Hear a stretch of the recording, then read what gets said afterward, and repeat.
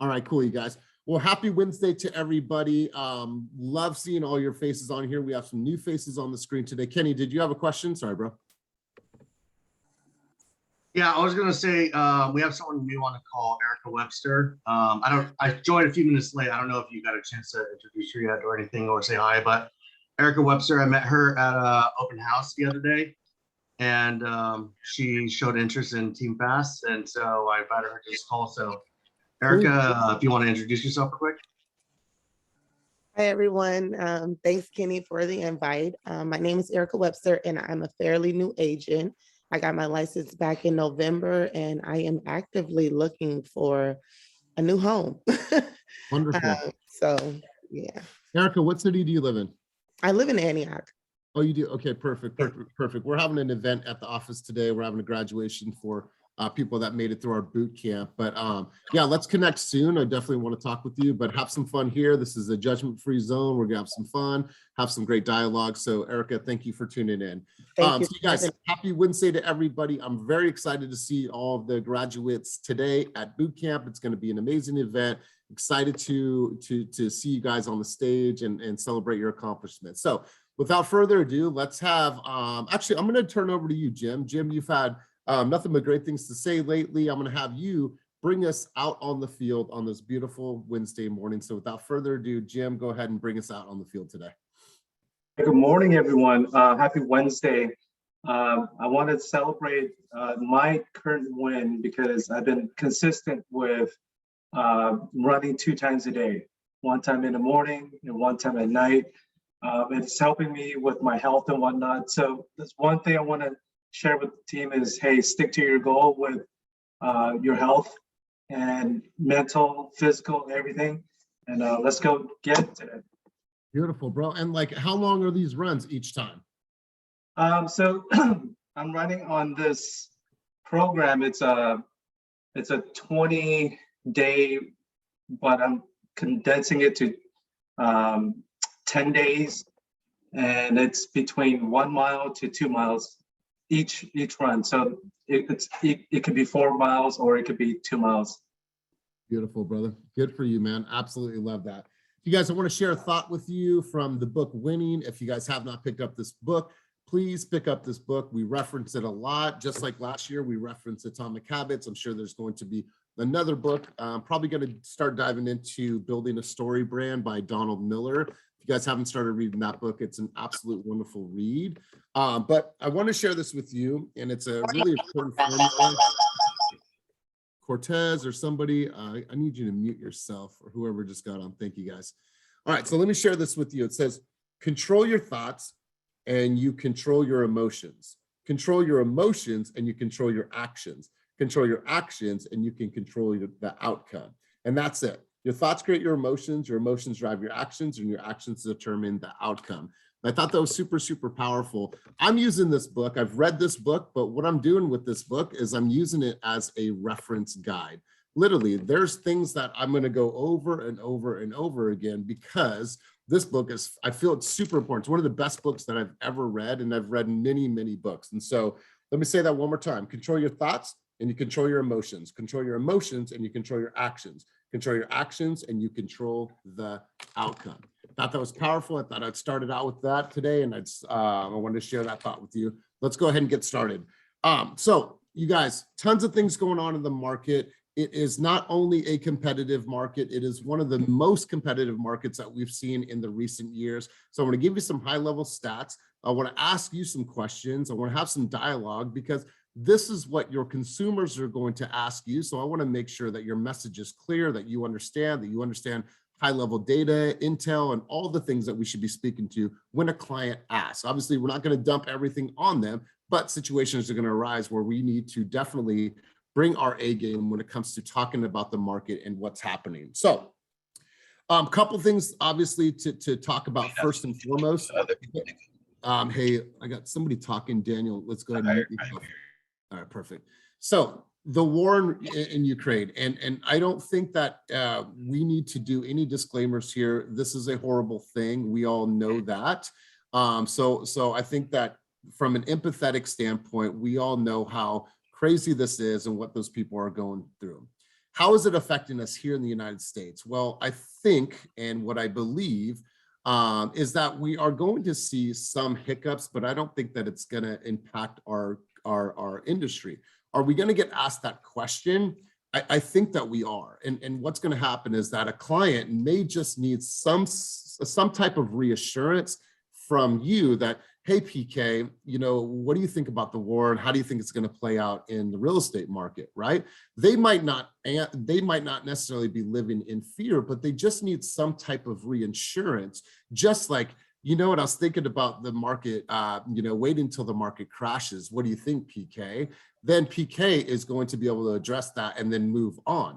It's similar to the question of, hey, Hennessy, are you willing to negotiate on your commission, right? They would be remiss not to at least ask the question, right? Because they got home, man, did we ask them about discounting the commission? No. All right, let's just ask them, right? It's not saying that that's going to hold everything up and hold them from moving forward, but it's your ability to answer that question and keep moving forward and keep going on. Because let's face it, there's always going to be an excuse why people don't want to sell their home and why people are not going to buy the home.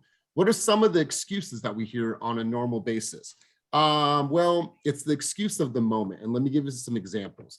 I'm going to wait till what? The new year. All right. We all have heard that one. I'm going to wait till the new year.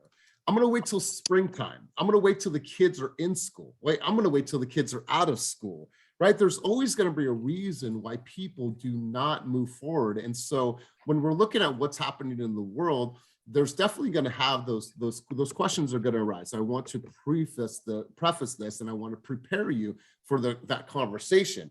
However, it's how are we talking about that? And a couple of things that I heard in the last couple of days is, here's some things that it may impact. Obviously, gas prices, trucking, groceries, and the stock market. Anytime that there's a war, that it might potentially adjust and affect certain stocks. If clients are looking to those stocks to potentially liquidate to have a down payment on a home, yeah, we might see an impact there. Are we going to see an increase in gas prices? Absolutely. Does that affect groceries? Absolutely. Does that mean that clients are spending more money? Yes, but I don't think that has a huge impact on people buying a home. Here's what we can't do. We cannot predict what's going to happen in the next year in real estate. Here's what you can do. What you can do, if you study the market, if you study data, if you understand where we're at for inventory, how many months of supply we have in inventory, what you can say is, I can't predict out a year, but what I can do is I can see the immediate in the next 3 to 6 months, based on where we're at and the patterns of what's happening in the local real estate market. Here's what is potentially going to happen. So we cannot predict the long frame future, but what we can share with them is where we are trending over the next 3 to 6 months. Answer and move on. Simple questions. If it's about the war, if it's about interest rates going up, if it's about should we wait until the crash, you need to have simple answers and be able to move on from that. Because here's the thing, when you make it an issue, guess who makes it an issue? They make it an issue. Two different types of people in the world. There's the leaders and the people that need to be led through the situation. When people choose to work with you as a realtor, they are asking you to please lead me through this process. Educate them, lead them, advocate. That is our job, that is our role, that is our responsibility. When we make it an issue, they will make it an issue, I promise you. So be able to answer these questions, be able to give high-level answers, but be able to move on from that and don't stay there, right? It's like a client saying, I'm going to wait till the new year. And what are we going to do? We're going to address that. We're going to share with them why moving now, why urgency is important, why if they wait 6 months, how much they're going to potentially pay more based on what's happened in the last 6 months. So you need to be able to answer the question and then move on from the conversation. So I want to share some stats with you. A lot of these stats came from 2 places. A, the East Bay Weather Report. And if somebody can grab that link and put that in the chat, that would be amazing. I would really, really appreciate that. If you haven't watched that, please make sure to watch the weather report. Also, the Market Updates channel. If you want to put yourself on game about what is happening locally as well as nationally in the real estate market, become a student of the Market Updates channel, because what you will find is great conversation pieces. here's some thoughts, here's some dialogue for you guys, and then I'm going to turn it over to you guys. I'm going to ask you guys some high-level questions about the market because I want to hear what's going on in your guys' world. So for February, San Francisco saw 290 new units hit the market. The sales price from list percentage to sales percentage was up 121.6%. It's the highest it's been since pandemic year over year. Castro Valley is up 44% year over year from last February. Average home prices were 1.390 in Castro Valley. Check this out. Alameda was up 12%. Average house was 1.475. Union City had the highest increase out of almost any single city in the entire East Bay. They were up 58% year over year from last February. Average median sales home price was 1,663,650. Absolutely insane to think that that's where Union City is at. Richmond was up 33%. El Sobrante up 32%. Clayton, check this out. Clayton was up 53% year over year from last February. Walnut Creek, steady increase, up 30%.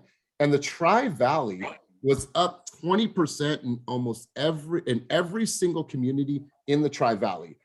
Alamo, Danville, Dublin, Livermore, Pleasanton, San Ramon, all seeing at least a 20% increase year over year. So when people say, I want to wait, it is our duty, it is our responsibility to educate them on the perils of potentially waiting. You guys need to not only say inventory's tight, interest rates are going up. What is behind that? What is the correlation? What is driving the market? How to have these conversations, how to address these concerns. So you guys need to understand this first off by watching videos, by reading the articles, by listening to people like PK, who put a wonderful video out yesterday about Oakland, right? Study these things and then repurpose that information and use it in your own conversations. I'm not asking you to do it like a Keep Current Matter or like someone from Keep Current Matters is saying it. Repurpose that information and use it in your own voice so people look to you and be like, ah, Sylvia, you are an expert. Clarence, you really understand the flow of what is happening in our local market. I trust what you're saying because you are so passionate about it and you sound so astute. There's no reason for them to doubt you.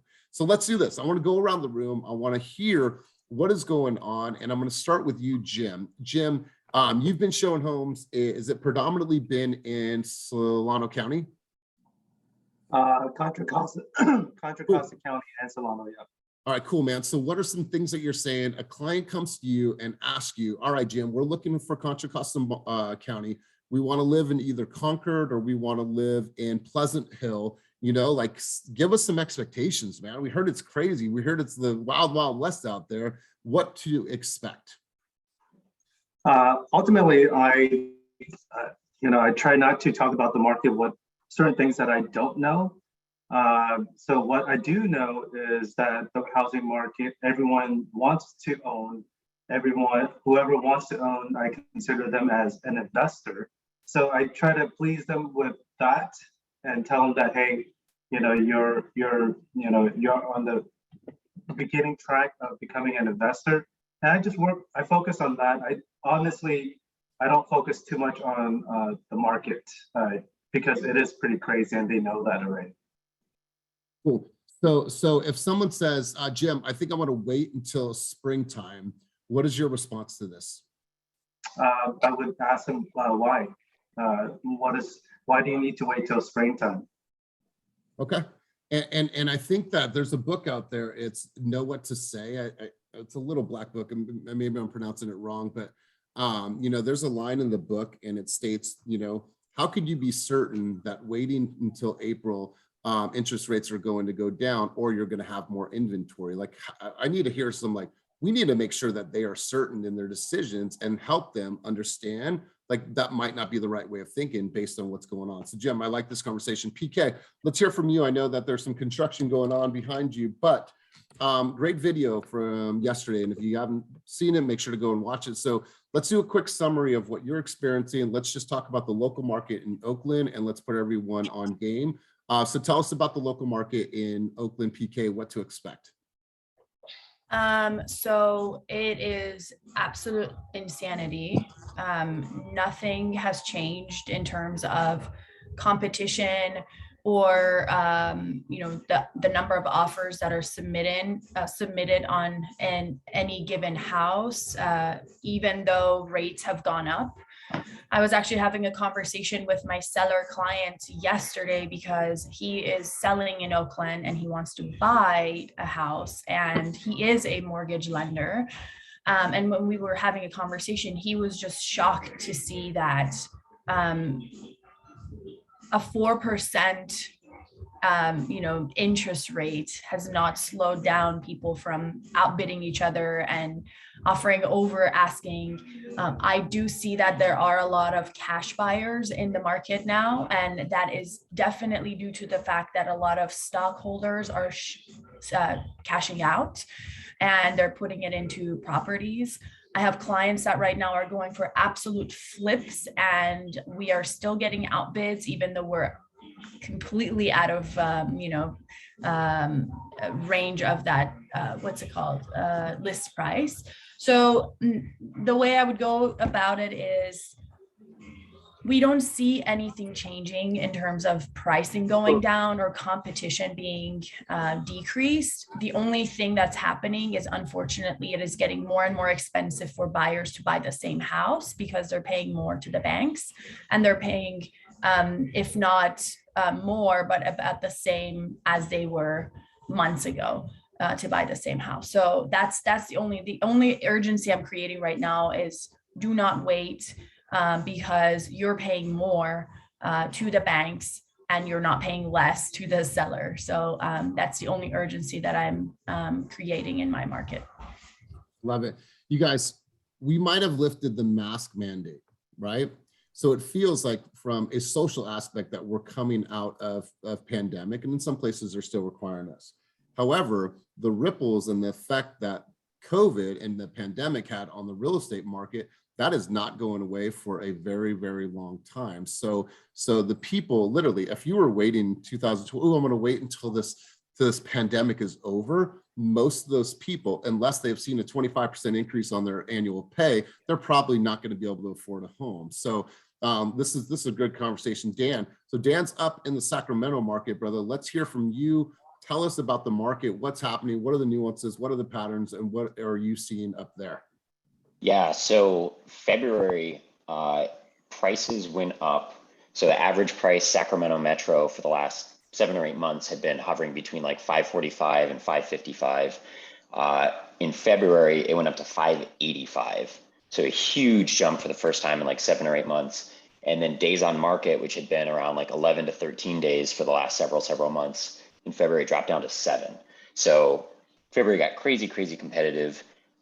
So I've been trying to position that around, well, that's why it's even more important that we sit down, we have this buyer's consultation, we come up with a strategy for how we are going to make sure that we win and that you're not going out and writing 10 offers on homes. And I was thinking too about the, how do you deal with someone who says that they want to wait, especially given the amount of like uncertainty and turbulence and everything. I really like Jim's response, which is like, why? Why is that important to you?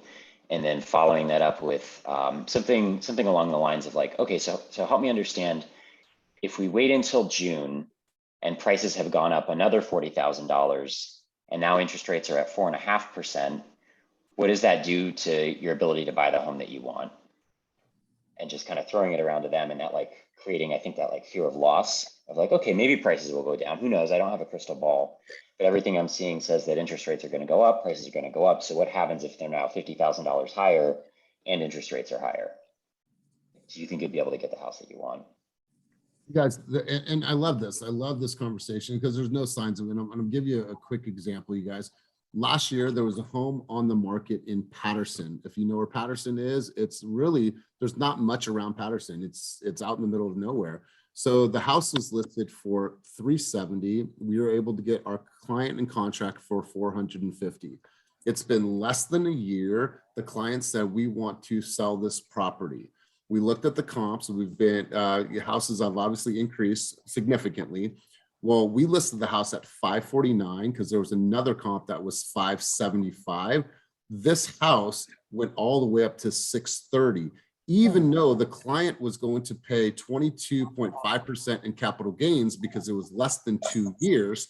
That extra $100,000 that they made, they're like, we're cool with it because no matter what, we're still walking away with $100,000 equity and appreciation that we're going to take. We're going to hold on to that, and we're going to go buy a house down. They're moving closer to the water. So, case in point, it's like even in places that are outlining in Patterson, Tracy, Manteca, Modesto, Lathrop, Stockton, those places are now becoming hot places for people to live. Why? Because it all starts in the Bay Area and moves out and ripples out everywhere. So it's affecting all the markets around us. Go try to find a home right now and you get a deal. Good luck. Good luck. That doesn't even exist right now. Prepare to pay over asking price and significantly over, especially in certain markets. So Dan, love this. Let's go over to Daniela. Daniela, you lit up the chat right now with some really, really good advice. I'd rather you just speak on this. So let's hear from you, Daniela. If you can, take yourself, put your camera on so we can hear from you and see you. But Daniela, talk to us a little bit about what you just wrote. Oh my goodness. Can you guys hear me okay though? Yeah, so can you take yourself off of your car stereo or your car Bluetooth? Okay, 1 second. All right, and if you're driving, it's okay. Okay, can you hear me better now? Way better. Hello? Yeah, way better. I'm sorry, I'm on my phone. But if you can hear me, I can just talk. Loud and clear.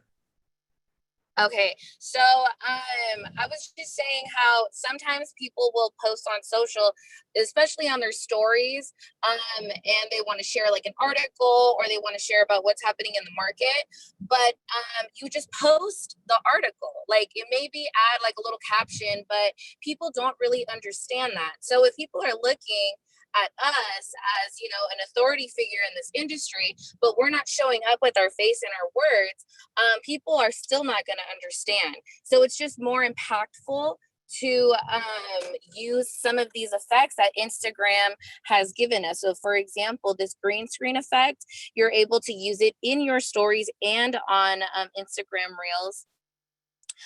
You just take your screenshot of whatever it is that you're going to share, and you swipe up, you add in your screenshot, and then you will appear on the screenshot, so you can point at the thing as you're explaining it. Totally. Highly, highly recommend. Here's what you guys should not do. Do not make your page look like a Keep Current Matters article. We've said this over and over. Have a remarkable wall, right? A remarkable wall shows who you are, your family, your personal, your business, right? Some great videos. It's a combination of all those. It should be kind of eclectic because we're all pretty eclectic people. We're all characters, right? But taking the information, you could watch the weather report right now, and you can say, these are 2 things that I'm going to talk about. There's 3 things I'm going to talk about, and I'm going to repurpose that information. I can take a screenshot of that and then be pointing to this behind me on the green screen. So love that, you guys. The idea is make it sound like it's coming from you, repurpose all the information, all the data, then make sure that it's coming from your own messaging. So Danielle, I love that. George, you had some stuff that you put in the chat there. Are you at your favorite coffee shop, my man? Yes, I am. Cool. I met your friend yesterday. She's actually coming to the office today. Oh yeah, I was actually right next to her. She's actually meeting me at the coffee shop. But yeah, so like I was saying in the chat, so I've actually been keeping daily inventory data. I was actually doing it on my other screen right now. So I kind of do it for a few of the East Bay cities, and I've been doing it since August. So that's actually what I posted my most recent video on. And when I was working with a buyer recently, I was kind of talking to them because they were like, you know what, we want to move to Hayward. Our price range is about $750. And I actually went ahead and shared with them my daily inventory data. And so what I had told them was, I started it on August 30th, 2021. So I told them, just like we're like everything's inflated, gas prices melt right now, when you see a list price for about $750, put in your head, it's probably going to go about 20% more than that, give or take. So if you think about it, I told them, like, I'm looking at my screen right now, and Hayward, August 30th, 2021, inventory was about 104 active homes on the market. As of today, I just ran it, and it's about 49 active homes. So I told them, like, I mean, my previous brokerage listed a house in Southgate on Bellhaven for about $849,950. The property needed about $250,000 worth of rehab to it, and it ended up still going for 1.26. So in Hayward right now, it's becoming like $1 million listing, even for, I would like to, excuse my French, but even like the shitty homes that are going for way over asking. What it is because people from the peninsula, I've noticed, and my buyer worked with in December, she works for Facebook and another tech company, and she ended up catching some IPO cash because they ended up going IPO at her other startup, and she was able to have a ton of money to put into a home. And then another client that I had worked with was a CEO. He bought a house for 1.26 in the Hayward Highlands off of Tesla stocks and his company going IPO. And then 6 months later, he was like, you know what, I'm going to buy the house 3 doors down from me. And that house ended up being listed at what he bought his house for, 200K over asking. And then later on, that house still needed 200K. And it went for 1.82, but it only appraised at 1.76. So it's like everyone in tech is kind of moving over here and then moving inland. Because then even I drove to Elk Grove 2 weekends ago for one of my clients, and I ended up touring houses for her. It was listed at 500K. It went pending. I ended up calling the listing agent, who also happened to be with EXP, to ask him like, hey, we're from the Bay. I wanted to get an idea of what your market is because my buyer's looking in Elk Grove. What did you go pending at? And he was like, honestly, to my surprise, I got 80K over the asking price. So it goes to show like being in touch with even the inner market, or like the more central market, because now it's like everyone that we're selling to or working with here are kind of going over there. And the property in Stockton, I just got into contract yesterday. It was listed for 410 and we came in at 455. But what's different too is that here in the immediate Bay, I noticed is in order to get the property here, you're having to remove all contingencies. Whereas over there, more inland, it's kind of not trickled in as much, where you need to remove all the contingencies because our offer got accepted, and we still had all contingencies. They tried to get us to remove the contingencies, but we decided to keep them all. And like I told my buyer, hey, you never know. They might still accept our offer, keeping all the contingencies. And long and behold, they ended up accepting the offer. But as you can see, or if we keep in mind, it's probably going to trickle down more inland, where you're going to see that trend where you're going to have to end up removing contingencies too. Totally. I love this, man. Good stuff, George. Here's the thing that we're struggling with. And it's an important conversation that you're having in your buyer's consultation. There's your appraised value, what an appraiser is going to come out and tell you what this home is worth. And then there's the market value. Well, the market value is what we're always chasing because that's shifting. What is the market value? How's the market value derived? Well, market value is derived by perception, right? I want to live in said community, so I am willing to pay $200,000 over, have no contingencies. And so that's the number that we're chasing. We're chasing what the true market value is right now. And the market value is created by the demand. And do we have a lot of fucking demand? Tons of it. So we're always chasing that. And so it's driving our market up. Perceived value is winning over anything that is appraised value, because some appraisers would be like, what? This sold for what? You're absolutely nuts. So Joelle, let's hear from you. Chime in. Hi, good morning, guys. Good morning. How's everyone? Fantastic. How are you? Good. I'm good. I feel like I haven't been able to participate a lot with you guys, and it makes me sad because of going through my own buying process. And it was challenging. Very emotional roller coaster. I was starting to feel the fear of missing out, that we were going to get pushed out. We weren't going to be able to buy. Then I just kept, manifesting, praying, and just saying, let's just keep writing those offers. 3 offers in 3 weeks. First offer, second best, second offer, getting down to the table to sign. And then someone came in with all cash at my offer, which I drove the offer up in that neighborhood because I was giving my commission back. So they had to compete with me. So lost that. Third offer, I came in really strong. Another offer came in. I said, look, what do I need to do? I said, we want this house, you know, yada, yada. I've already asked the agent like everything that I needed to do. Okay. The first time. And then he came back at me. He said, okay, look, just please just tell me what I need to do. He said, okay, well, the sellers are buying another house up the road and they're having to put 75,000 over asking. I said, fine, I'll make it up to 75,000. I'll waive all conditions. I'll give him a 21-day rent back free. I said, okay, you know, he's like, okay, well, let me talk to him. I put an expired time within 4 hours of my offer. And I said, look, I'm not going to get into this multiple counter offer. I've done everything that you've asked. We would love to be, you know, new owners of this home. We would be so appreciative and everything. He said, okay. Then he gets home at like 7 o'clock. He's like, Joel, I'm sorry. I've been out all day driving. I'm just so tired. I just can't push the sellers right now. I get it. I love your offer. You're the best offer so far. I said, well, you know what? Do what you got to do. I said, I put my money where my mouth is. Yeah, you asked me to do this and this, and I did it. I said, I'm a sister agent. We're a family. I did everything that you asked, and it is what it is. I appreciate you. Thank you so much for working so hard and helping me. And then we were letting it go, and I wanted to get sad, you know, and I just said, forget it. And then when I woke up the next morning, he's like, did you get a chance to look over the solar and yada, yada? And I was like, what? So we got it. You got it. We got it. We got it. So you know what? That sister agent line hooked him. I think so. Write that shit down. That's money right there. I love that. Yeah, and I did everything that he asked, you know, and I put that that timeline on, or that hard expire. And I said, I'm not doing this because of you or anything like that. It's just that I'm not going to keep battling back and forth. I don't want it sitting out there for 3 days when we can move on to the next. But, okay, do you guys hear the way she's communicating?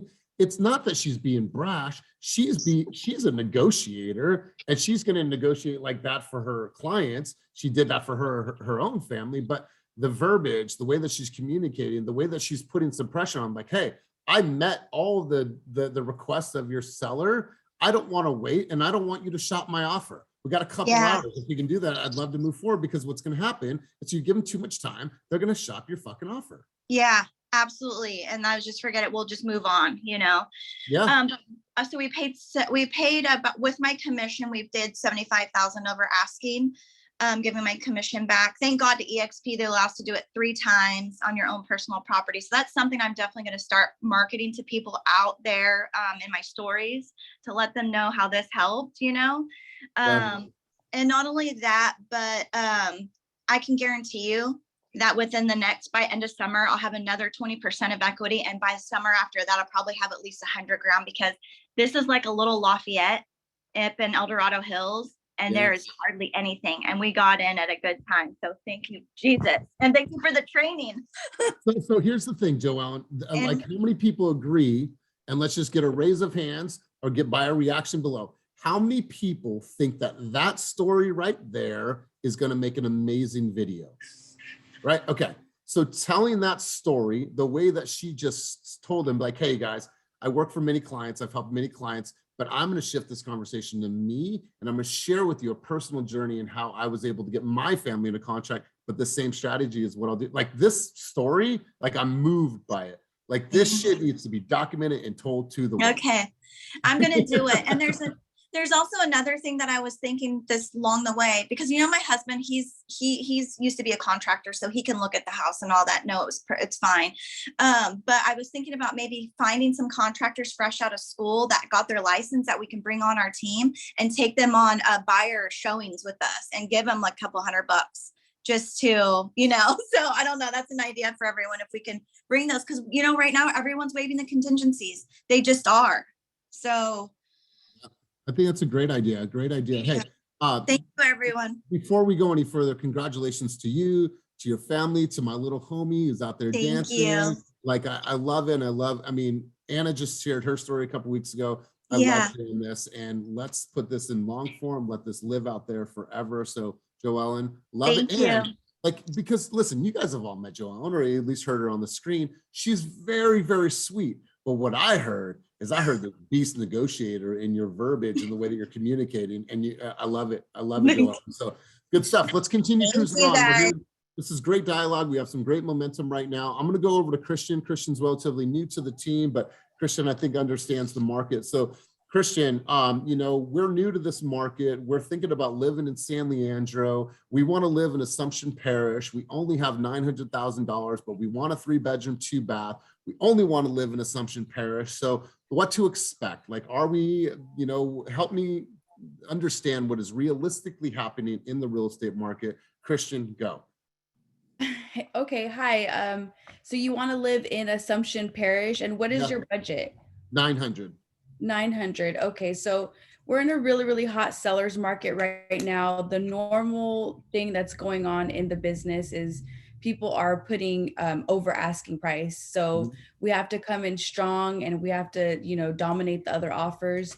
So you have to be ready to put several $1,000s over asking. Okay, what if we're not able to? If we're not able to, then we will, then at this time, we'll go look in a different neighborhood because Okay. I mean, that's just the facts right now. Okay. And is there any other way that you could recommend us finding a home in that area if it's not on the market?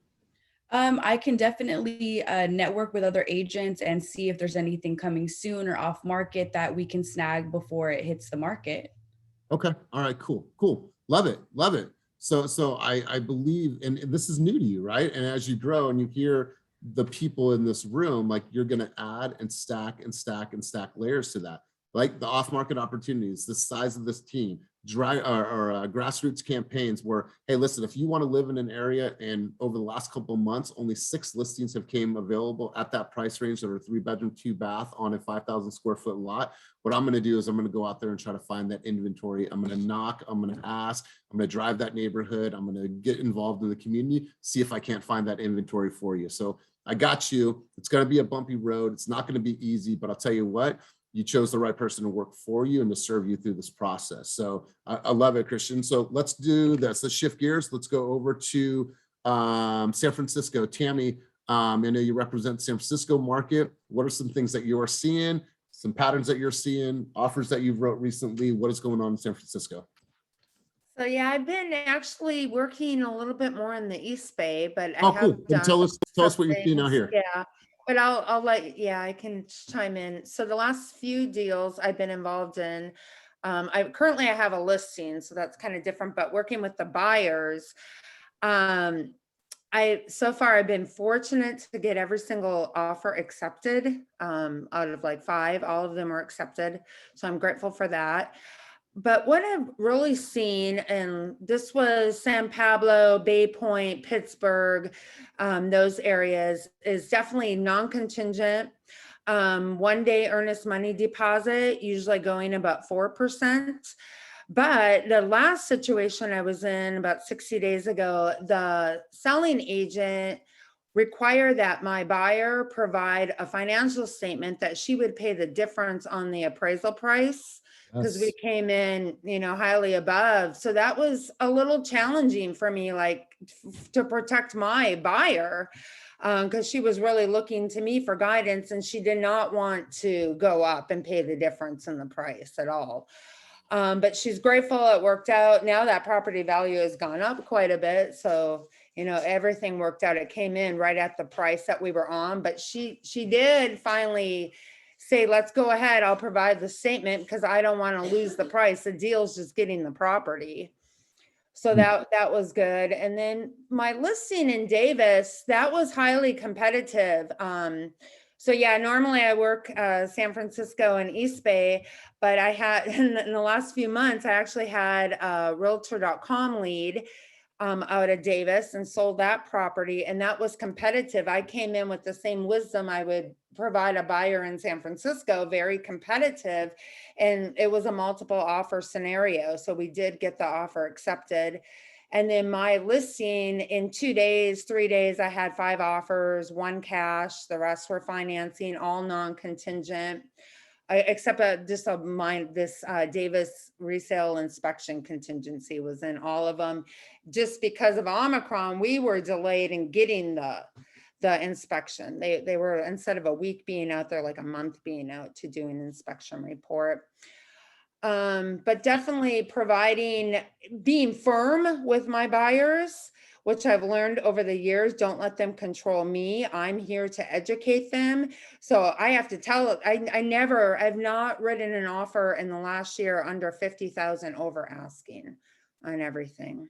And then in the city, that's kind of the same thing I'm seeing. I was kind of in the high rise market and that did slow a little bit. So it's not as competitive as so much these other markets I've been in, but definitely non-contingent offers have helped me in all these markets.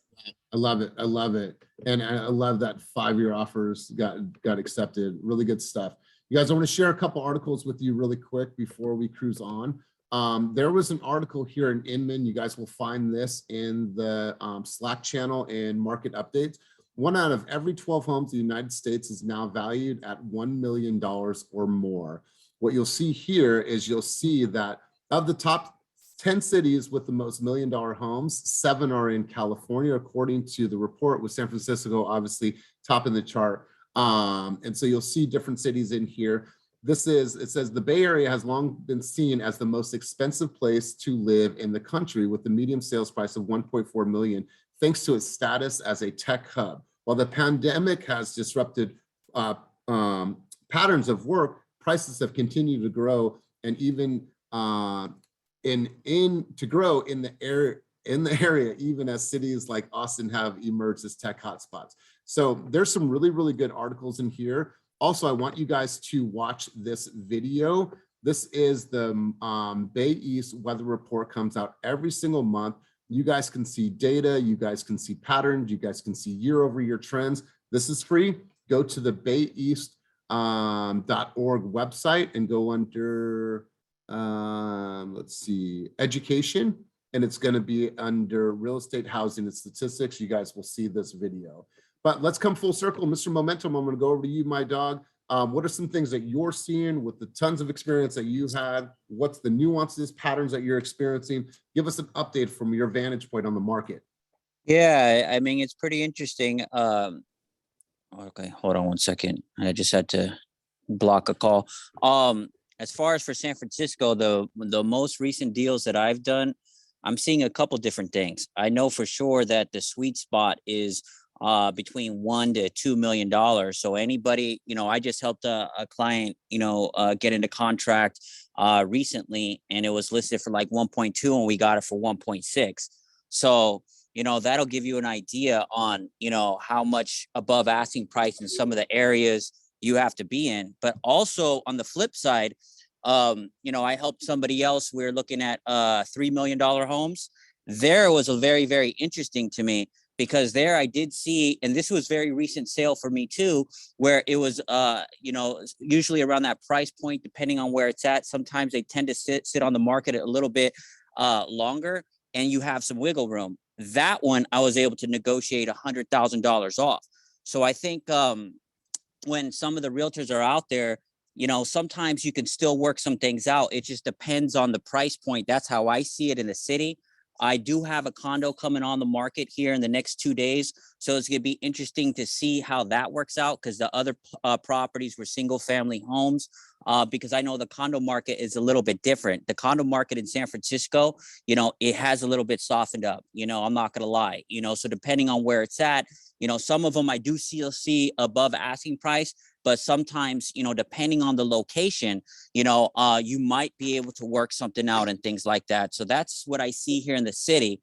On the flip side, I just help a family list their home all the way in Manteca. I never really do business out there unless it's somebody who I really, really know.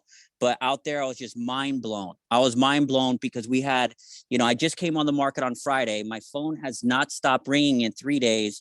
I didn't even have an offer date, and I got 9 offers by Sunday night, Monday morning, and it's crazy to me to see the amount of activity that was taking place. But I will say that 95% of all those offers all did have at least 1 or 2 different contingencies.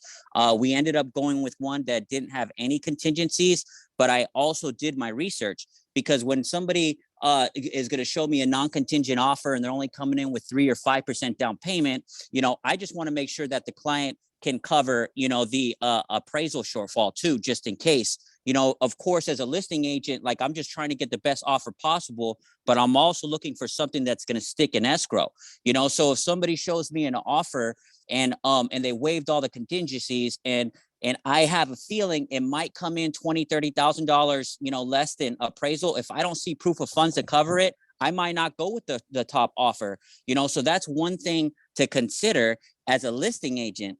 As a buyer's agent, though, even though the trend obviously is seeing everybody out here waive contingencies, I personally, I am not going to put a client in a position unless I've explained it fully and unless they understand the risks too. Because the last thing what you want to do, especially if you're a brand new agent, is all of a sudden just tell everybody waive the contingencies. That's the only way. That's the only way. That's the only way. But then all of a sudden, something happens and they don't have the funds to cover it. That's not a good situation to be in. So I do feel that it's a fine line right now. And that is probably gonna show the quality of agents out there in the field too. It's definitely gonna, show how much you care about your client as well too, because you do not want to put your client in a position if they can't handle a $20,000-$30,000 shortfall, especially if you're dealing with certain markets like in Manteca, the average down payment is 3 to 5% down. So if I'm gonna overbid over there, and I know the client doesn't have $20,000-$30,000, to cover it, then you know what, I'm not gonna waive the appraisal, but I will have a conversation. I have won offers like this before, and also I'll tell people, well, look, I know if it does come in short, you won't feel comfortable covering that entire amount just in case. We don't know what's going to happen, but how much would you feel comfortable if it did come in shortfall? So sometimes, oh, Nick, well, if it comes in like $10, $15, $20,000, I could cover it. Well, then I'll write that in the offer, because then in a way, it's almost kind of like you're waiving the appraisal contingency, but you're putting like a filter in there, just saying, hey, you know what? I can't waive the contingency fully, but my client's willing to cover $10,000, $20,000, for appraisal shortfall. So that's a really good strategy. I won 2 offers like that in Hayward last year, and Hayward's a tough market too. So I mean, that's kind of how I see it. So I think depending on what market you're in, it's definitely market specific, but the most important thing is just looking out for your client. Don't just get so on this high horse where I gotta waive, I gotta win, but you put your client in a bad situation. The big question is how you gonna dig yourself out that hole, so that's how I see it, but that's kind of my answer to your question, Elias. Well said. Well said. Here's the thing, you guys, you have to, how can I protect? How can I protect? How can I protect? Right? It's not about winning, for yourself. It's how can I protect them? Every single transaction in every single market should be a science project. And what I mean by that is that, first off, let's have communication with the lender. If their debt to income ratio is less than 40%, and if you run into a scenario where you have to remove a loan contingency, well, I'm only going to do that if their debt to income ratio is below 40%, because I will be comfortable that nothing's going to come up on their credit and push them close to that 49, 50%. Now what I'm going to do is I'm going to become a master at reviewing all the disclosures, all the reports. I'm going to make sure that I understand what are the action items. I get a good sense of what is on this to feel comfortable removing my inspection contingency. And then on the appraisal contingency, have I studied the comps? Do I know the houses that are pending? Do I know what's sold? Do I understand? And do I also understand where their financial situation lies and what they could potentially cover if there is a shortfall? So yes, non-contingent offers are winning, but they're winning because of the strategy and the research and the protection that goes into it. You cannot just remove contingencies, because then you could potentially hurt your client. You have to science project. You have to go into the lab and say, okay, is this going to work? If there is no comps that support them going over 50 grand, and they also have $20,000 at not their max, then it's probably not in your best interest to remove that contingency. So every single situation is a science project. You have to unpack it and you have to look at it in a different way. And if it's not in the best interest of protecting the client, then don't remove those contingencies. And Karina will say the same exact thing. So you guys, good conversation today. We're going to pause there. I want to go around the room. I want to hear what some of your takeaways were, but more importantly, how can you use this information and how can you share it with potential consumers or on social media? Hennessy, I'm going to go to you. Key takeaways from today's session, and how can how do you think you could use some of this information to build some content on social? Let's hear from you. How I can build some content on social. I just need to talk more for sure. And I need to just upload. All of today is like, this is a lot of information at once, but I didn't know about, I think what Nick was just talking about, the appraisal shortfall, whatever. Yeah. I didn't even know about that. Yeah, because So, here's the scenario. You're a listing agent. You get an offer on your home that's listed for 500. Somebody submits an offer at 600,000 with no appraisal contingency. Well, that's a cool offer. Well, like Nick was saying, well, hold on a second. I know that there's no comps that support that 600. We're probably going to be about 50,000 short. If we do run into that scenario, where is the buyer's money going to come from? Right? Because that's not that good of an offer. It looks good on paper, but what's behind that offer? I would rather take an offer that has an appraisal contingency that says my client can commit to covering up to $590,000, right? So I'm glad that you're learning this early on. So what other takeaways did you have from today? there's just so many, I can't even. Cool. Well, I'm glad that you're here and I'm glad that you're learning and I'm glad that you're diving right in. Aaliyah, let's go to you. Aaliyah, key takeaways from today's session. Takeaways from today's sesh is just continuing to keep myself educated on what's going on in the market so I can best help my clients. Love it. Love it. Absolutely love it. Cortez, let's hear from you, big dog. Key takeaways from today's session.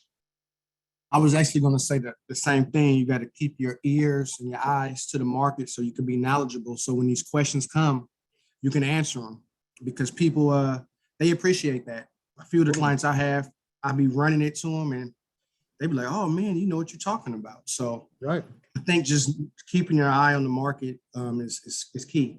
And it's not even keeping an eye on it. This is a part of your job, right? It's like we get this license that now allows us to help people with the largest purchase of their life. We need to make sure that we are students of this game. So Cortez, I appreciate that. Great insight. Clarence, let's go to you. Key takeaways from today's session. Key takeaway is definitely working on keeping your client knowledgeable, as in terms of, like the other gentleman was talking about the appraisal contingency. If you waive that, make sure you let them know what the outcomes are if it doesn't work out. I think that's really important to make sure that you're educating the client and you're not just saying, oh, we'll just waive all contingencies. Let's go without. Let's do that. I also want to throw in real quick.